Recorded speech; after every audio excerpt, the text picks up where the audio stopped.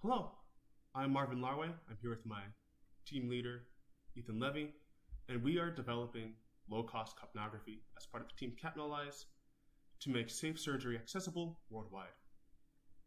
So my father, Dr. Larway, went to medical school in Ghana, where he was taught how to monitor patients while they're under anesthesia. The gold standard for this monitoring, especially for respiration, is capnography, which measures a patient's respired carbon dioxide. However, my father never got a chance to learn this tool during med school because his nation couldn't afford it. And this is true for the majority of the middle and low income world. A key tool to ensure safe surgery is not present because of the cost barrier. Because of this, patients are dying from preventable complications like misplaced intubation tubes and spontaneous ventilation during surgery. And even if the patient doesn't die, they go bankrupt and pay an average of $50,000 to fix injuries from a lack of capnography. Thus, we see a huge social and financial burden due to the cost of capnography. If you look closer at the market of capnographs, we see that most high-end ones, like Medtronic's Cap Machine, cost around $5,000 and are infeasible for the low end of the market. Then there are lower quality capnographs like Massima's Emma. However, this device will break after dropping it just a couple times, so it really isn't worth it for these hospitals to purchase it.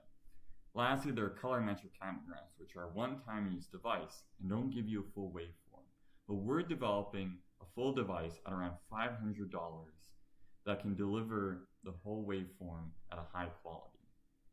And so the average capnograph has a waveform that looks about like this. And so we've been able to create a waveform that's quite similar at a cost of only $250. So given the high prices and low quality of devices, we believe there's an opportunity to disrupt the market with a device that uses the low cost of computing, lower power, and a rugged design. And thus, we will lower patient injury as a result of inaccessible respiratory monitoring. We've estimated around 50 million procedures done every year without capnography across the low and middle income world. And about 5 million of those procedures have injuries that capnography could have detected. And we'd like to capture 500,000 of these.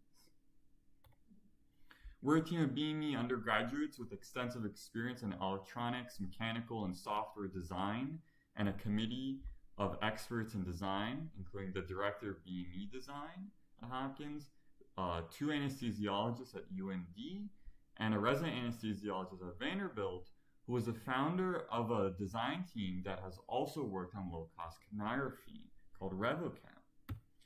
And although we started in spring 2022, we quickly got a lot of traction, even meeting with Lifebox, an NGO that's delivered over 33,000 pulse oximeters across the low and middle income world. And when we met with them, they said they've been interested in a low-cost capnograph for a while, but no one's developed it. And if we would develop one, they'd be really interested in it. There's also RevoCap, a team from Utah, who had also worked on low-cost capnography, and they've joined us.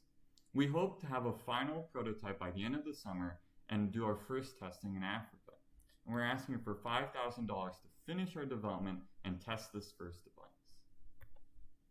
Thank you so much for listening to our pitch.